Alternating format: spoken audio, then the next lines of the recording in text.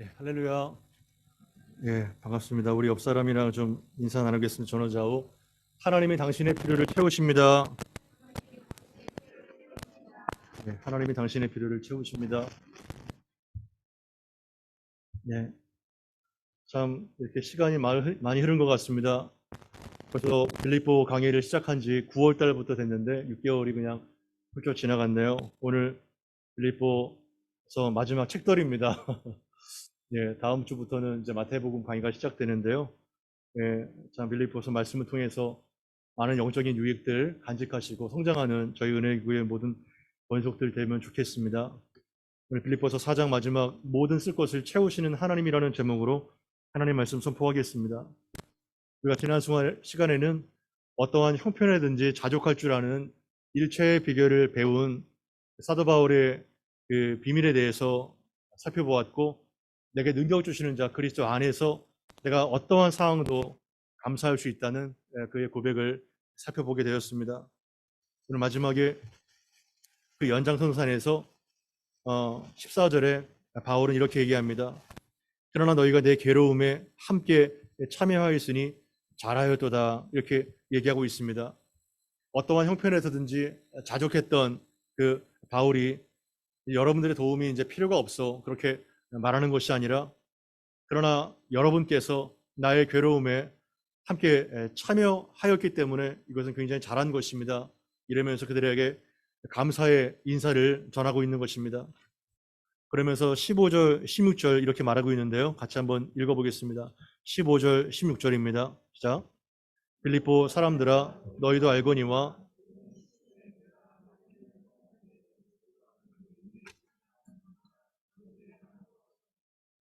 데살로니가 있을 때에도 너희가 한 번뿐 아니라 두 번이나 나의 쓸 것을 보내었도다. 아멘.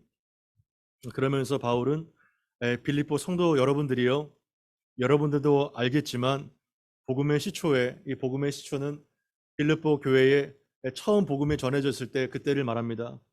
그때부터 내가 마데도니아를 떠날 때 주고받는 내 일에 함께 참여한 교회가 빌립보 교회 여러분들 외에는 아무도 없었습니다, 이렇게 얘기를 하고 있는 것입니다.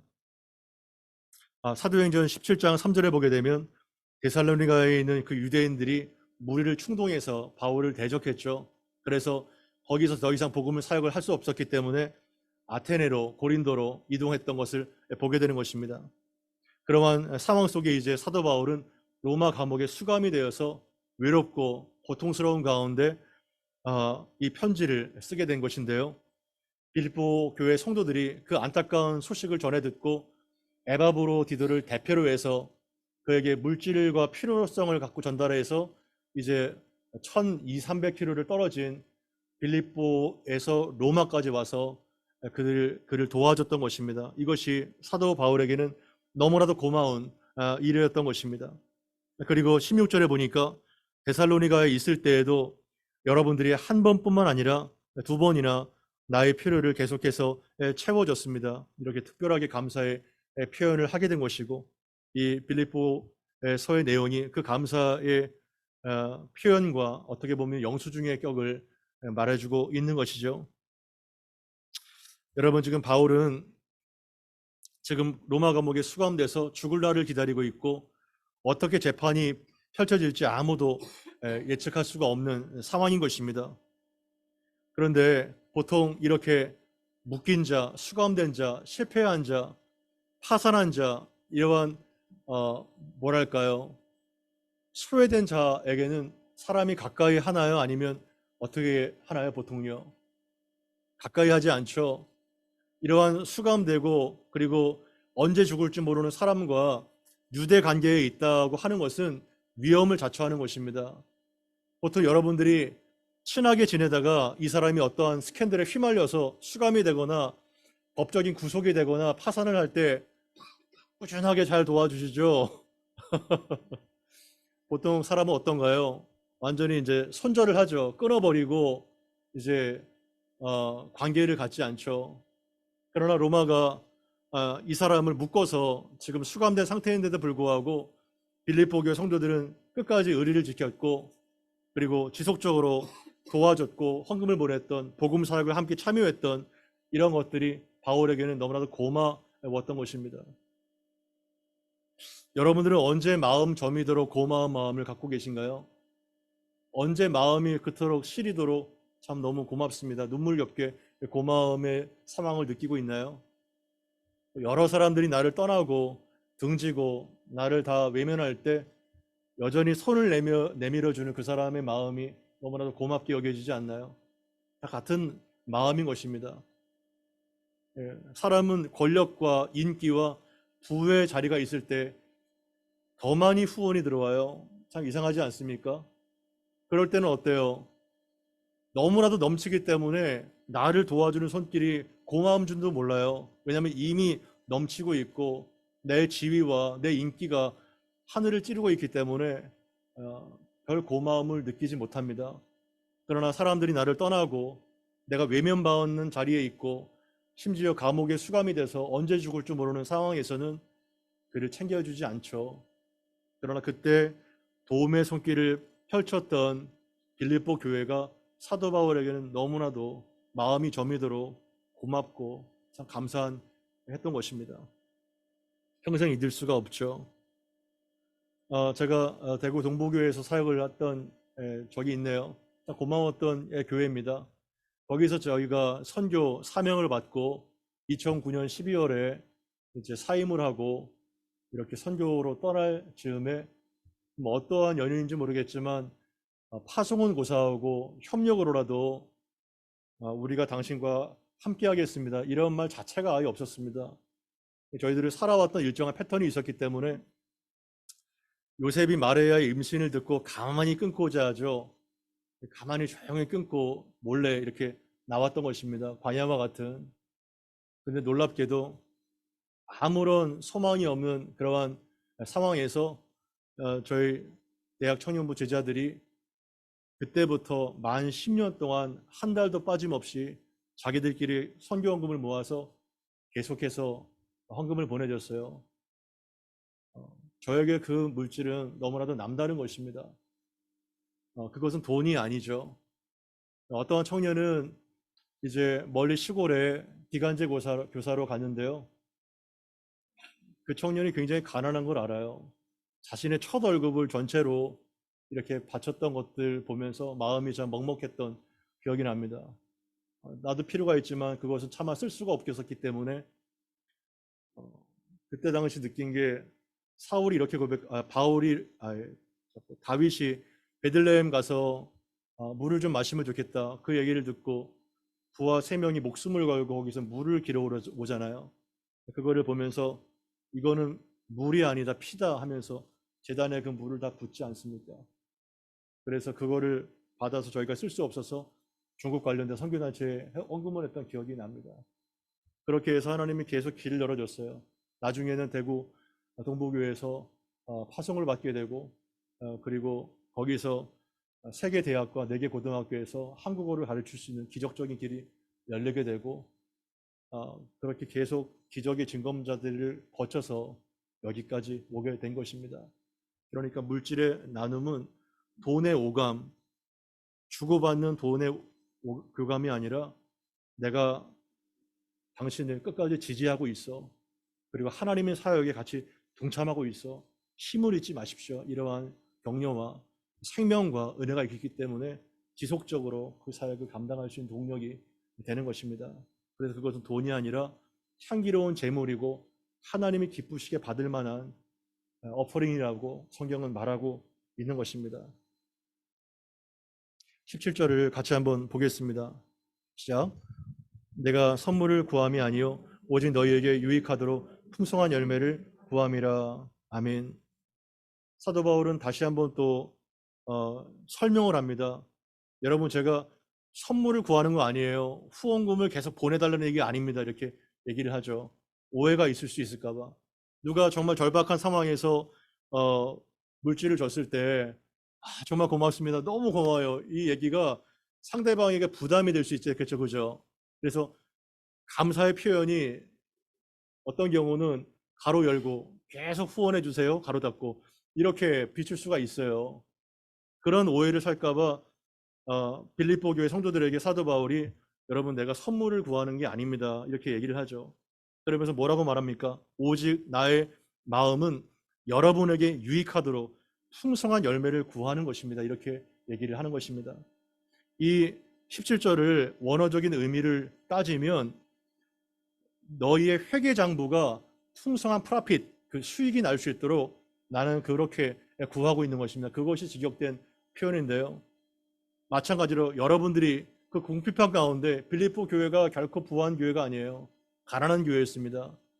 그런 마음을 가지고 수천 킬로를 떨어진 로마의 에바보를 디도를 통해서 필요한 것들을 공급하니까 얼마나 감사한 거예요. 그래서 나를 잊지 않았던 여러분들이 풍성한 프라핏을 열매를 얻게 되기를 하는 마음이 나의 마음입니다. 이렇게 말하는 것입니다. 사도 바울은 이 표현에서 무엇을 구하고 있나요? 오직 너희의 유익을 구하고 있습니다. 이처럼 사랑은 자기의 유익을 구하지 않습니다.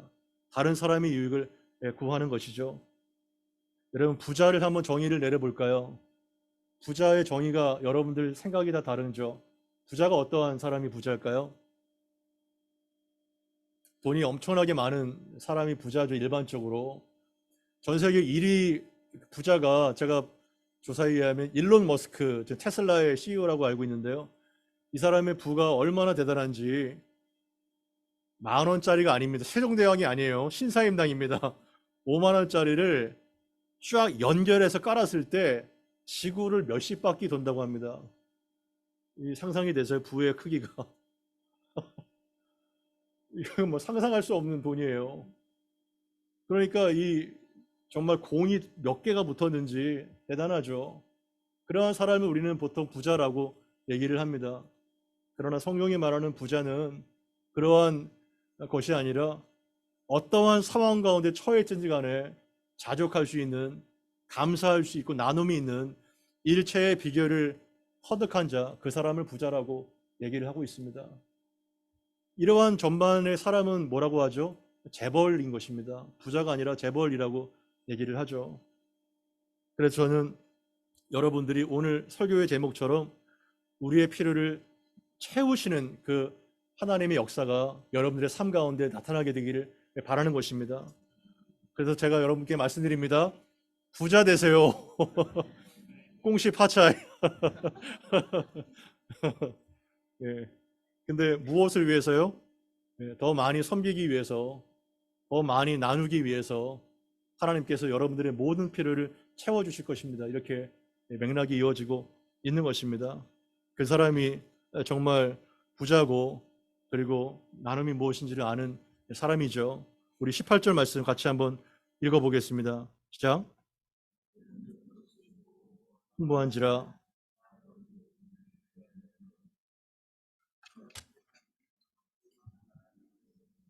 하나님을 기쁘시게 한 것이라. 아멘. 여러분이 18절 말씀 저에게는 굉장히 비상하게 다가왔습니다. 내게는 모든 것이 있고 또 어떻다는 거예요? 풍부한지라. 여러분 사도 바울이 지금 어떠한 상황 가운데 이 편지를 쓰고 있습니까? 로마 감옥에 수감된 상황에 이 편지를 쓰고 있습니다.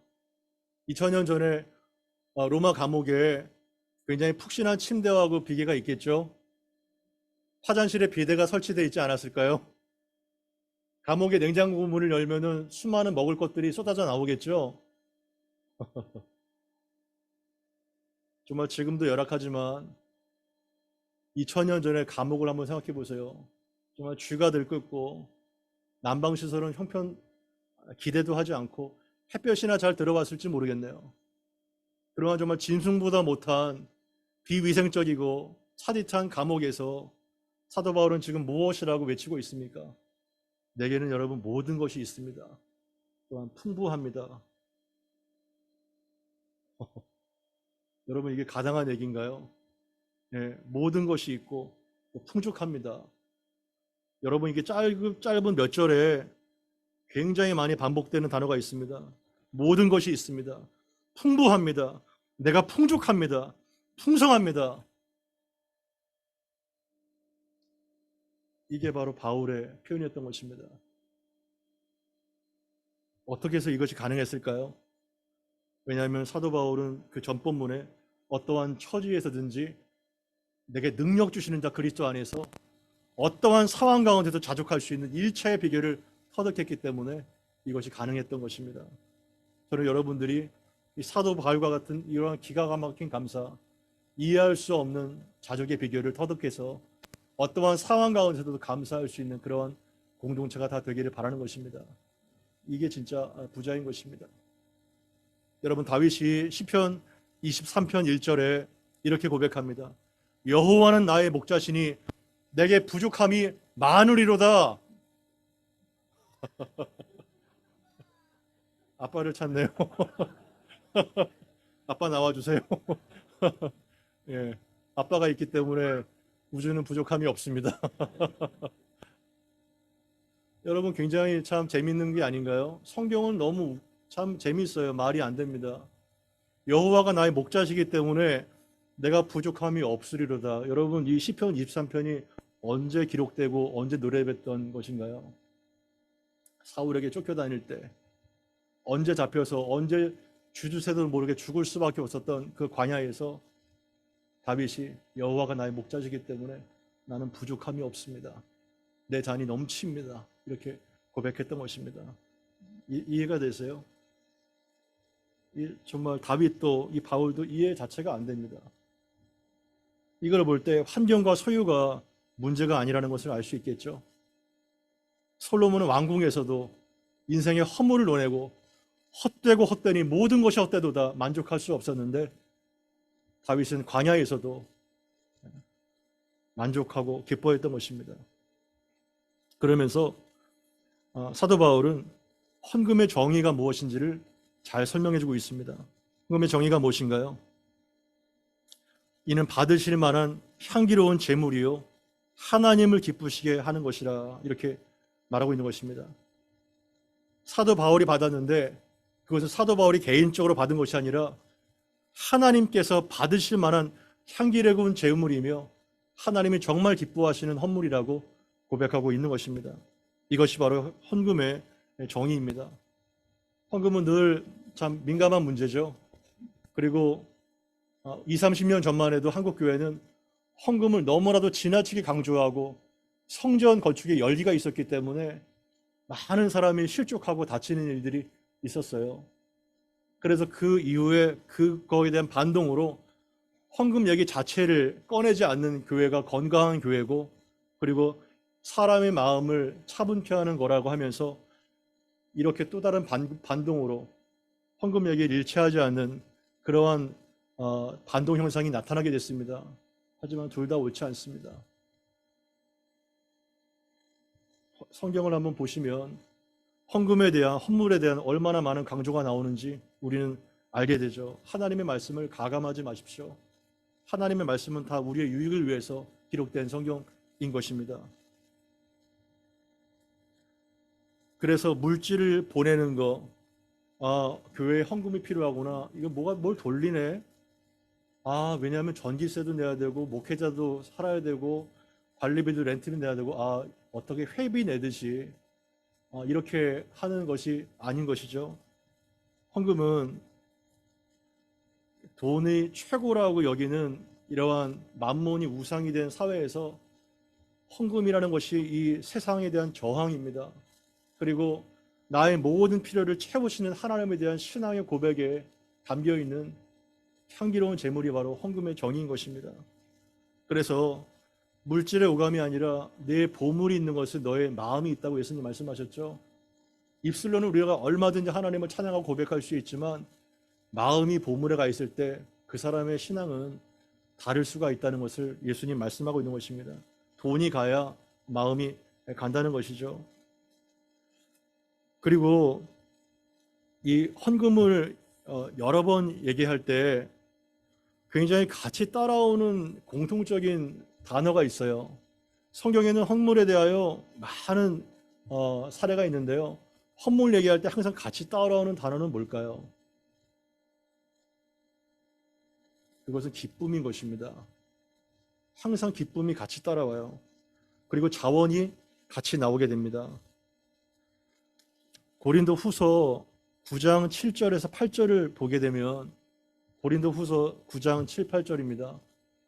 제가 읽어드리겠습니다. 같이 한번 읽어볼까요? 시작.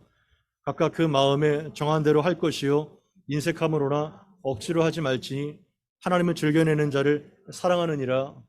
하나님이 능히 모든 은혜를 너희에게 넘치게 하시나니 이는 너희로 모든 일에 항상 모든 것이 넉넉하여 모든 착한 일을 넘치게 하게 하려 하심이라. 아멘. 이미 고린도후서 8장에도 힘에 지나도록 자원하여 이러한 마음이 있고요. 그리고 헌금을 할 때 각각 그 마음에 우러나와서 하라고 하나님 말씀하시죠. 그리고 인색함으로나 아까워하거나 억지로 마지못해서 헌물을 드리는 것이 아니라 하나님은 누구를 사랑한다고 말씀하고 있나요? 즐겨내는 자를 사랑한다고 말씀하고 있습니다. 이것이 헌금의 태도인 것입니다. 그리고 하나님은 능히 모든 은혜를 너희에게 넘치게 하실 수 있는 분입니다. 이렇게 말씀하시죠. 모든 필요를 채울 수 있는 분이라는 뜻과 같은 맥락인 것입니다. 그래서 너희로 모든 일에 항상 모든 것이 넉넉하여 궁극적으로 이 하나님의 헌물을 통해서 무엇을 원하십니까? 모든 착한 일, 모든 선한 일을 넘치게 함으로써 하나님의 더 큰 은혜가 경험되고 이 선한 역사를 이루시는 하나님의 능력이 나타나게 하기 위해서 이러한 것을 한다고 말씀하고 있는 것입니다.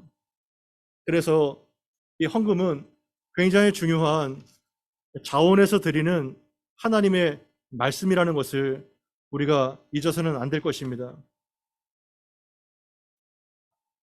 특히 창세기 4장 3절에서 5절을 보게 되면 가인과 아벨이 제물을 드리는 것에 대해서 나오고 있는데요. 아담과 하와가 가인과 아벨을 등남했는데 아벨의 직업은 무엇인가요? 양치는 자였고 가인은 어떤 사람인가요? 농사짓는 자였습니다. 근데 3절에 보니까 세월이 지난 다음에 가인은 땅의 소산으로 제물을 삼아서 여호와께 드렸고 아벨은 자기도 양의 첫 새끼와 그 기름을 여호와께 드렸는데요. 참 재밌는 것이 여호와께서 아벨의 제물을 받으셨지만 가인의 제물은 받지 않으셨습니다. 왜 그러셨을까요? 여호와께서 왜 아벨의 제물은 받으셨고 가인의 제물은 받지 않으셨을까요? 하나님이 양고기를 더 좋아하시나요? 이러한 밀가루로 만든 빵보다 고기를 더 좋아하시는 육식이신가요?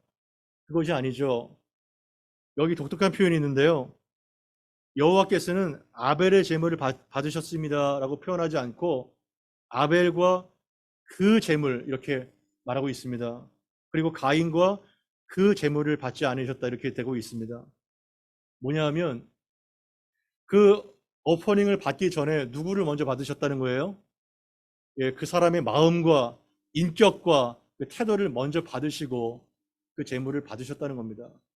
아벨의 그 마음, 하나님을 사랑하는 마음, 하나님을 향한 공경하는 마음과 기쁨의 자원죄를 받으셨고 그 양을 받으셨다는 거예요.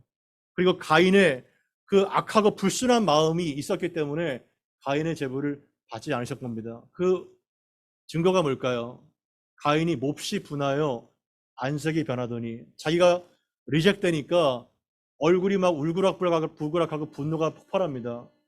이것이 바로 하나님이 우리의 모습을 먼저 받으시는 태도라는 것을 알게 되는 것입니다. 그래서 정말 하나님께서는 우리 모두에게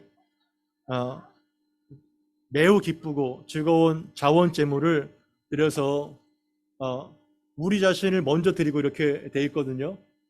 자, 리빙스턴이라는 선교사를 아시나 모르겠네요. 아프리카의 굉장히 위대한 선교 사역인데 헌금 시간이 있었어요. 그가 선교를 결단했을 때 아주 어렸을 때입니다. 그런데 헌금 바구니를 돌으니까 헌금할 돈이 없는 거예요. 그래서 이 사람이 어떻게 했는지 아세요? 헌금 바구니 앞에 그 속에 들어가 주저앉아 버립니다. 자신의 전체 인생을 하나님께 바칩니다. 그래서 아프리카의 위대한 선교사로 그가 쓰임을 받게 된 겁니다. 사실은 하나님의 돈이 왜 필요하겠어요? 내가 필요한 거죠. 나의 마음이 필요한 거죠. 그래서 신학적으로 헌금은 매우 기쁘고 즐거운 나를 드리는 자원 제물이라는 것을 잊어서는 안 될 것입니다. 그리고 19절에 같이 한번 읽어보겠습니다. 19절입니다. 시작. 나의 하나님이 그리스도 예수 안에서 영광 가운데 아멘. 오늘 본문의 제목이기도 하고 너무나도 중요한 하나님의 말씀이 아닐 수 없습니다. 이 말씀을 암송하시고 외우셔서 기도할 때마다 여러분들이 써먹으시기를 바랍니다. 영광 가운데 그 풍성한 대로 너희들의 모든 쓸 것을 채우시리라. 얼마나 정말 소망이 되는 말씀입니까? 우리의 필요를 채우시는 것이 아니라 너희의 모든 필요를 하나님은 넉넉하게 채우실 수 있다는 그러한 확신을 주시는 것입니다. 이 표현이 뜯어볼 게 여러 가지가 있는데요. 저는 첫 번째, 나의 하나님, 이 말씀이 감동이 됐습니다. 나의 하나님. 그냥 하나님이 여러분들의 필요를 풍성한 대로 채우십니다 말씀하시지 아니하고 나의 하나님이 여러분들의 필요를 채우실 것입니다. 이렇게 바울은 기도하고 선포하고 있습니다. 위대한 약속이죠. 바울이 그냥 보상을 받았고 마음이 너무 고맙기 때문에 이렇게 말을 하는 것이 아니라 나를 지켜주셨던, 감옥 속에서도 나에게 만족을 주셨던 나의 하나님, 그 하나님께서 여러분들의 모든 쓸 것을 채우시기를 간절하게 바라고 있는 것입니다. 여러분 시편 18장 1, 2절을 보게 되면 이러한 말씀이 나와 있습니다. 시편 18편 1, 2절 제가 읽어드립니다. 나의 힘이 되신 여호와여, 내가 주를 사랑하나이다.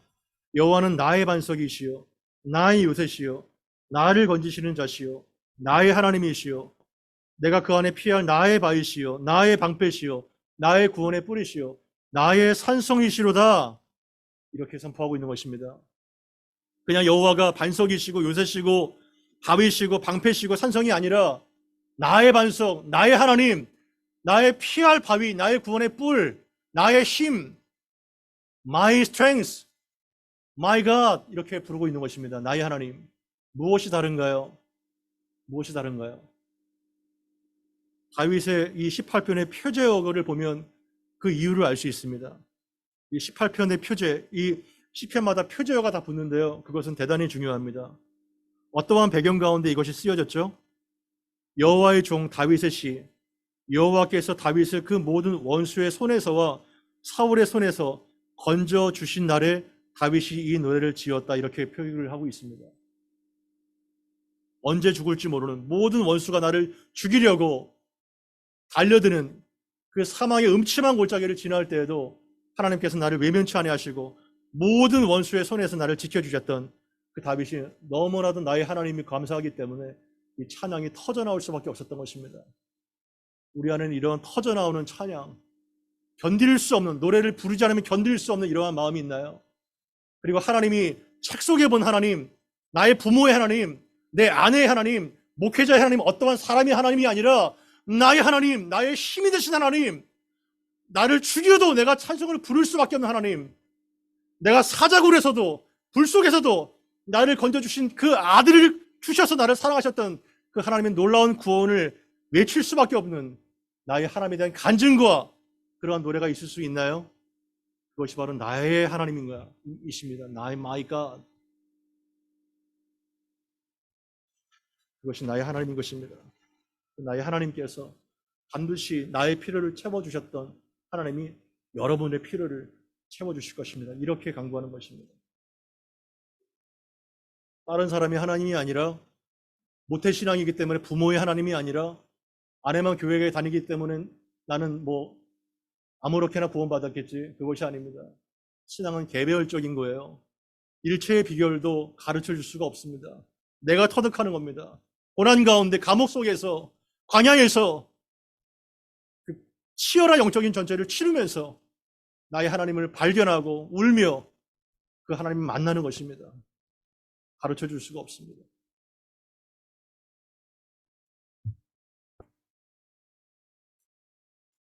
그리고 모든 쓸 것을 채우라는 것은 물질뿐만이 아니겠죠. 유무형의 모든 복, 하늘에 속한 신령한 복, 지혜, 능력, 은사, 모든 좋은 것들이 다 우리에게 필요한 것입니다. 여러분, 우리는 천사가 아니에요. 우리는 먹어야 됩니다. 우리는 이슬만 먹고 사는 존재가 아니에요. 먹어야 되고, 입어야 되고, 신발이 필요하고 아이들 교육을 시켜야 되고 여행도 다녀야 되고 사람답게 살아야 되고 하나님이 여러분들의 필요한 돈 다 아십니다. 우리가 돈이 필요하다는 거 다 아세요. 기독교 신앙을 아이디얼하게 생각하지 마십시오. 교회 안에 굉장히 왜곡된 이상한 가치관이 있습니다. 그 가치관 중에 하나가 뭐냐면 무소유입니다. 무소유. 무소유. 그래서 그리스도인이 무소유, 목회자가 청빈한 삶이 마치 경건한 것처럼 더 신앙적인 것처럼 그렇게 생각하면서 살 때가 많이 있습니다. 여러분 무소유라고 생각하면 누가 먼저 떠올라요? 이 법정 스님 이게 전매 코드입니다. 이거 법정 스님 겁니다. 기독교가 아니라 이게 불독교가 됐어요. 불교 플러스 기독교가 됐어요. 예. 이 교회 안에서도요 진리를 안다고 하지만 불독교, 이 불교도 아닌 것이 기독교도 아닌 것이 또 유독교도 이렇게 유독교, 유교 플러스 기독교, 이 유별나게 또 유독교가 많아요. 그런 것들이 다 섞여 있는 겁니다. 혼재가 돼가지고 클리어하지가 않아요. 예. 여러분 무소유 좋아하시나요? 무소유. 예. 아무것도 없으면 괜찮은 척 그죠? 네. 그러니까 이상하게 생각하지 마세요. 기독교를. 기독교 진리는 이상한 것이 아니에요. 예. 인간이 어떠한 존재인지를 잘 아시는 분이 우리를 위해서 아들을 주셔서 우리를 풍성케 하신 하나님의 마음인 것입니다. 우리는 그리스도는 무소유 청빈으로 영광을 돌리는 사람이 아니에요. 하나님이 채워주시는 그 복을 잘 사용하고 나눔으로 영광을 돌리는 사람입니다. 아멘. 네, 그거를 잊지 마십시오. 우리는 하나님의 복이 필요해요. 하나님의 복이 채워져야 되는 겁니다. 20절 말씀 같이 한번 읽어보겠습니다. 시작. 하나님 곧 우리 아버지께서 세세무궁하도록 아멘. 하나님 곧 우리 아버지께서 세세무궁토록 영광을 돌릴지어다 이렇게 하면서 마무리를 하고 있는 것입니다. 근데 너무나도 재밌는 게요. 19절 앞에는 나의 하나님, my God 이렇게 외쳤는데 20절에서는 하나님을 어떻게 불러요? 우리 아버지, 우리 아버지. 뭐 느낌이 오시나요? 아버지. 아버지에 대한 많은 상처와 아픔이 있는 사람은 아버지라고 부르지도 못한답니다. 하나님을. 왜냐하면 오버랩이 되기 때문에 하나님 아버지와 나를 구타하고 막 가정을 팽개치는 그 아버지가 오버랩 되기 때문에 감히 하나님을 아버지라고 부르지 못한대요. 저는 이해가 됩니다. 하지만 하나님은 육신의 아버지가 아니라 우리의 아버지세요. 우리는 누구예요? 자녀입니다. 자녀. 너무나도 따뜻한 아버지, 선하신 아버지, 자비로우시고 필요를 채우시는 아버지, 그 아버지를 우리가 믿고 있다는 게 얼마나 전 감사한 것입니까? 구약에 하나님을 대변하는 단어가 많이 나와요.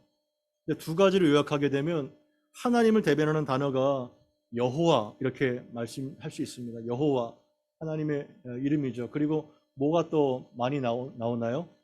엘로힘 그죠? 들어보셨죠? 엘로힘이 많이 언급됩니다. 그런데 뭐가 다르죠? 여호와와 이 엘로힘 뭐가 다른가요?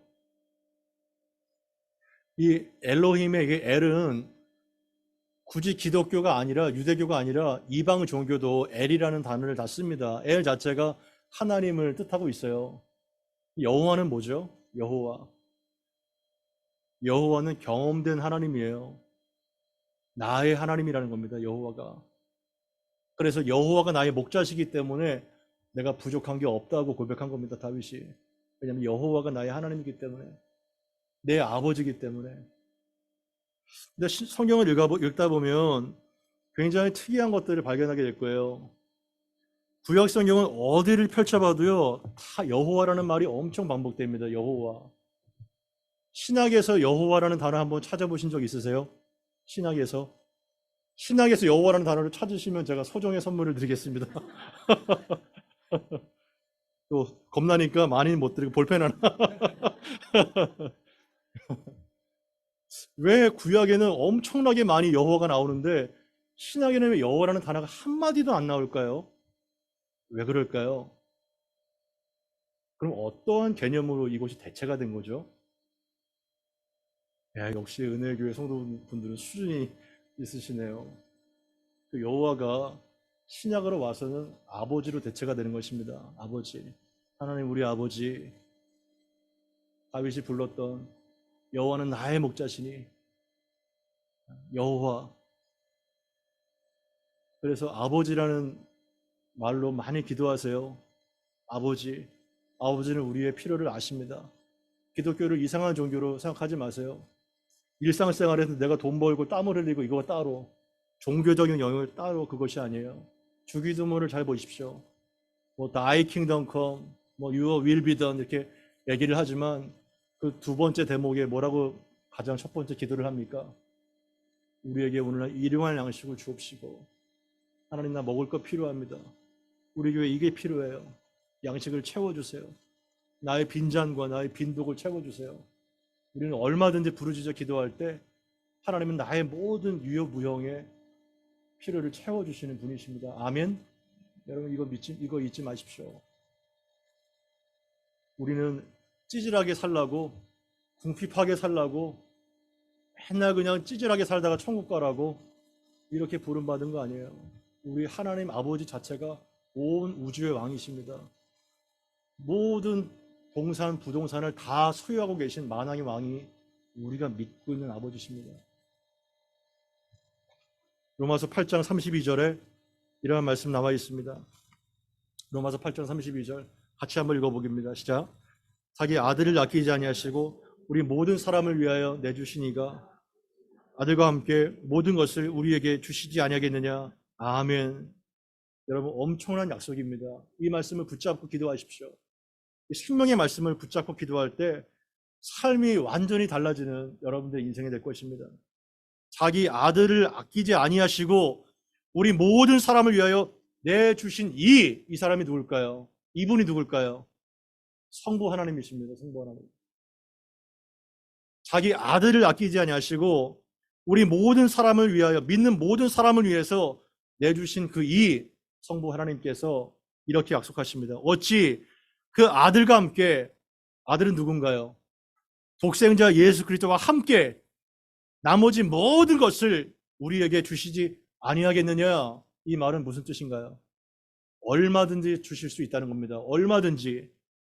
아들을 주셨는데 성부 하나님께서 무엇이 아깝겠어요? 아들을 주셨는데, 가장 아끼는 아들을 주셨는데 다 주실 수 있고 다 얼마든지 채워줄 수 있다는 것입니다. 아멘.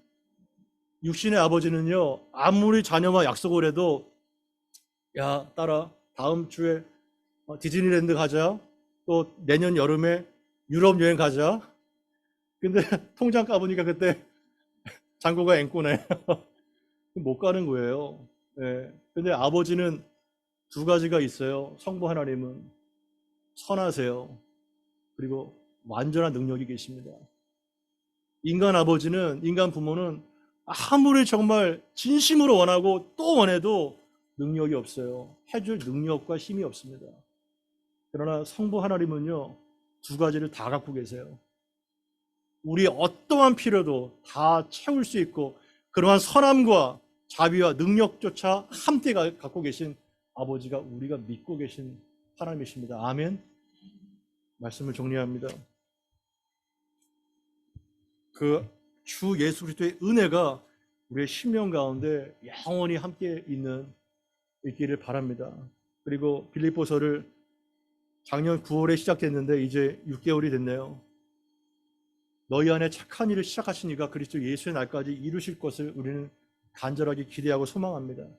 살든지 죽든지 내 몸에서 누구만 존귀하게 되는 거예요? 그리스도만 존귀하게 되는 것이 우리의 꿈인 것입니다. 그리고 오직 그리스도의 복음에 합당하게 살고 오직 겸손한 마음으로 그 예수 그리스도의 마음을 품고 두렵고 떨림으로 구원을 계속 이루어 가시기를 바랍니다.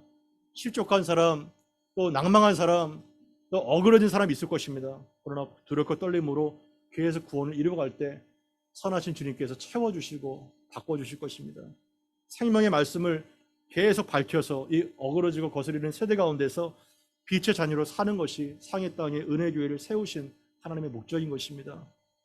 그리고 가장 중요한 지식, 그리스도 예수를 아는 지식이 가장 고상해서 그 안에서 나를 발견하고 세상의 모든 자랑거리들을 배설물로 여기고 그리스도만을 자랑할 때 하늘 시민권자로 우리는 이 땅에 살아가는 것입니다.